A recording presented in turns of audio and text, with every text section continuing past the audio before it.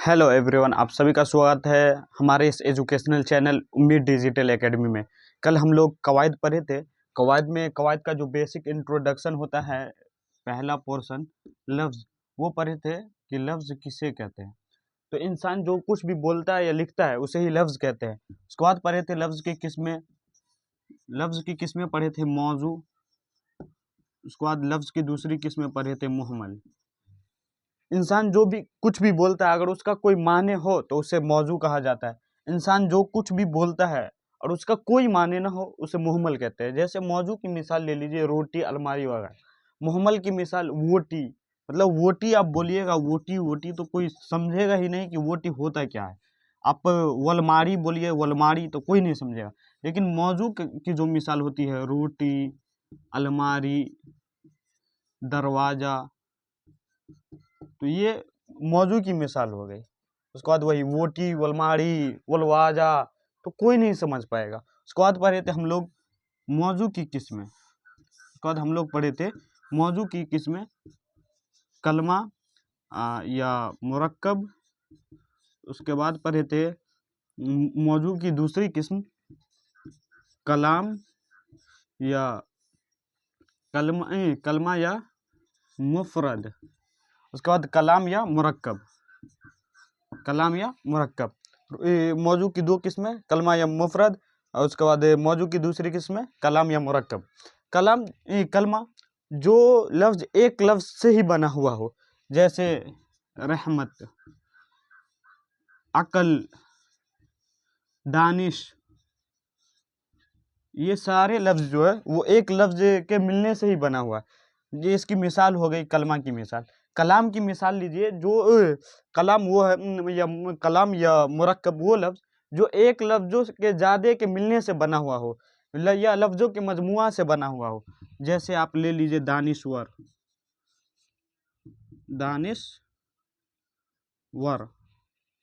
दानिश्वर। दानिश एक अलग लफ्ज़ है, वर एक अलग लफ्ज़ है, तो दानिश्वर। या फिर लीजिए अक्लमंद। अकल भी एक अलग लफ्ज़ है, मंद भी एक अलग लफ्ज़ है। तो ये दो लफ्ज़ों के मिलने से जो लफ्ज़ बनता है उसे कलाम या मुरक्कब कहते हैं। जो अकेला लफ्ज़ है उसे मुफरद कहते हैं। उसके बाद हम लोगों ने कलमा की किस्में पढ़ी थी। कलमा की 3 किस्में पढ़ी थी, इस्म, फेल, हर्फ। इस्म जिससे किसी शख्स या जगह चीज़ का नाम मालूम हो उसे इस्म कहते हैं। फेल जिससे किसी काम का होना या करना मालूम हो उसे फेल कहते हैं। हर्फ जिसका कोई माने ना हो लेकिन दूसरे लफ्ज़ के साथ मिलकर अपना माने पूरा करे उसे हर्फ कहते हैं। उसके बाद आज जो है, ये जो हम बताएं आपको, ये हम कल पढ़ाए थे, कल की क्लास में बताए थे, लेकिन आज हमारा ये टॉपिक होगा इस्म।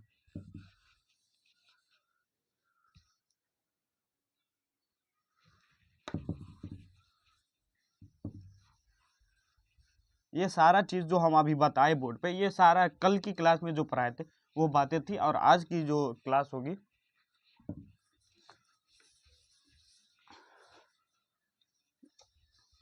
आज का जो हमारा पहला टॉपिक है वो है इस्म।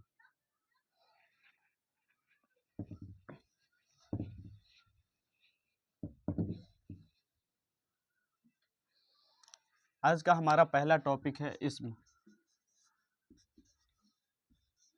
इसमें जिससे किसी शख्स,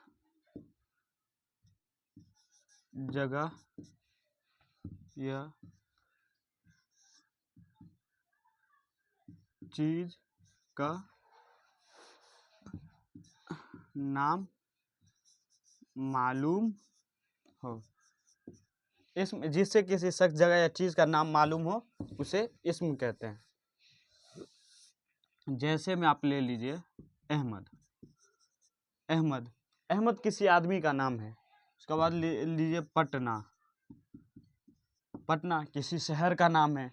उसके बाद अहमद पटना। उसके बाद चीज़ में ले लीजिए आप कुर्सी। अहमद जिससे किसी शख्स, जगह या चीज़ का नाम मालूम हो उसे ही इस्म कहते हैं। और आज हम पढ़ेंगे इस्म की किस्में। मानी के एतबार से इस्म की 3 किस्में होती हैं। मानी के एतबार से इस्म किस किस्में, मानी के एतबार से,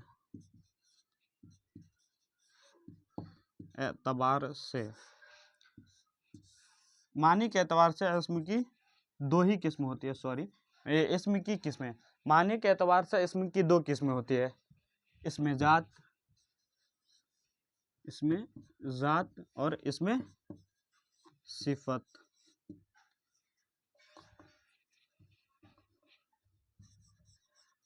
इसमें सिफत, इसमें की किस्में, पहली किस्म है इसमें जात, दूसरी किस्म है इसमें सिफत।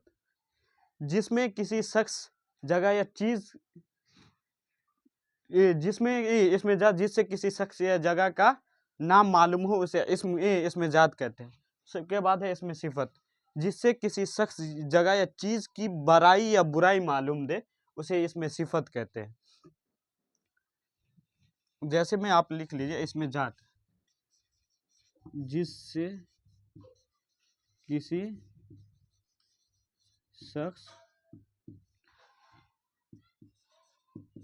जगह या चीज,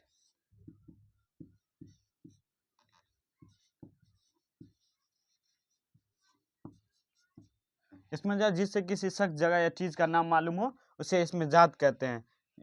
जो तारीफ इसमें की है वही तारीफ इसमें जात की भी हो जाएगी। इसमें अलग है तो वो है इसमें सिफत। इसमें जो अलग है वो है इसमें सिफत। इसमें सिफत में हो जाएगा जिससे किसी शख्स, जगह या चीज, की बड़ाई या बुराई बयान की जाए।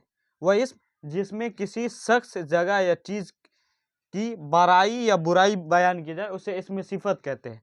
अब कोई जगह है, पटना शहर अच्छा है, तो इसमें पटना शहर तो इसम हो गया, लेकिन शहर अच्छा जो है वो पटना शहर की बड़ाई हो गई, इसलिए अच्छा जो इसमें सिफत हो जाएगा।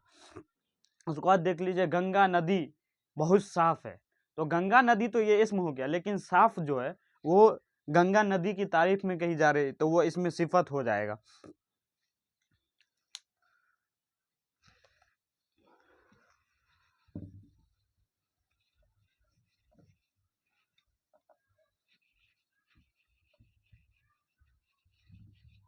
तो उम्मीद करता आप लोग को ये जो हम इसमें किसमें बताए हैं, इसमें जात और इसमें सिफत, ये आप लोग को अच्छी तरीके से समझ में आया होगा। इसमें जात जिससे किसी शख्स, जगह, चीज के बारे में बताया जाए वो इसमें जात हो जाएगा। इसमें सिफत जिससे किसी शख्स, जगह या चीज की बड़ाई बयान की जाए उसे इसमें सिफत कहा जाता है। उसके बाद इसम की किस्में, इसम की किस्में,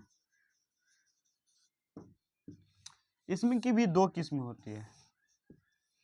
वो तो हम पहले बताए थे, वो माने के एतबार से बताए थे। अब जो बता रहे हैं वो डायरेक्ट इसम की कितनी किस्में, तो इसम की भी 2 किस्में होती है।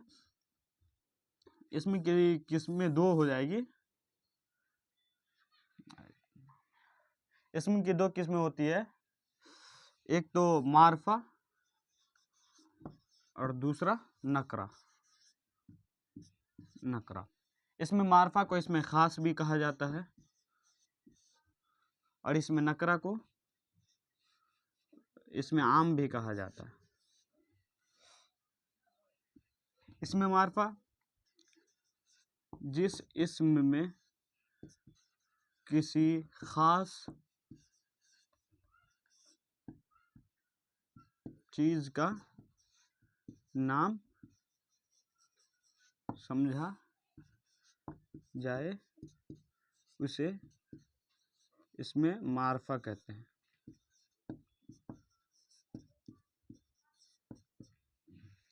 इसमें मारफा जिस इसमें किसी खास चीज का ही नाम समझा जाए।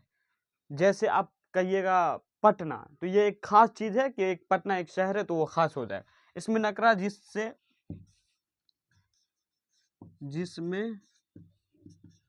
किसी आम चीज का नाम समझा जाए। इसमें नकरा जिससे किसी आम चीज का नाम समझा जाए। इसकी मिसाल लिखिएगा आप, शहर, नदी, दरख्त। इसमें नकरा जिससे किसी आम चीज का नाम समझा जाए। आप अगर ये एक मरतबा नकरा समझ लीजिएगा तो मार्फा आपको समझना आसान हो जाए। इसमें नकरा जिससे किसी आम चीज का नाम समझा जाए, जैसे शहर, नदी, दरख्त। अब शहर बोलिएगा तो उससे कोई भी शहर समझा जा सकता है, जैसे दरभंगा, पटना, सीतामढ़ी, समस्तीपुर, कोई भी शहर समझा जा सकता है। नदी, कोई भी नदी, गंगा नदी, हुमायूं नदी, हुगली नदी, क्या कहते हैं, बागमती नदी, कोई भी नदी समझा जा सकता है। दरख्त, कोई भी दरख्त समझा जा सकता है, आम का दरख्त, नीम का दरख्त, जामुन का दरख्त। लेकिन इसमें मार्फा जिससे सिर्फ खास चीज समझी जाए। आप कहिएगा पटना, तो पटना एक खास शहर है। कहिएगा दरभंगा, तो दरभंगा एक खास शहर है। तो इसमें लीजिए पटना, दरभंगा, गंगा, गंगा नदी। इसमें लिख लीजिए आप आम का दरख्त। इसमें खास जिससे किसी खास चीज का ही नाम समझा जाए। जैसे पटना बोलिएगा तो पटना शहर ही समझा जाएगा, उससे दूसरा शहर नहीं समझा जाएगा। लेकिन इसमें नकरमा जी नकरा, अगर आप किसी शहर का नाम ले, शहर बोलिएगा तो उससे कोई भी शहर समझा जा सकता है। तो ये आज जो है ये इसमें की किस्में समाप्त हुआ है, और कल की क्लास में हम इसमें मार्फा की किस्में देखेंगे। तो तब तक के लिए आप सभी का धन्यवाद। आप इस क्लास से जुड़े हैं, अगर आप यहाँ तक देखें तो इस चैनल को सब्सक्राइब भी जरूर करें। तो शुक्रिया आप सभी का।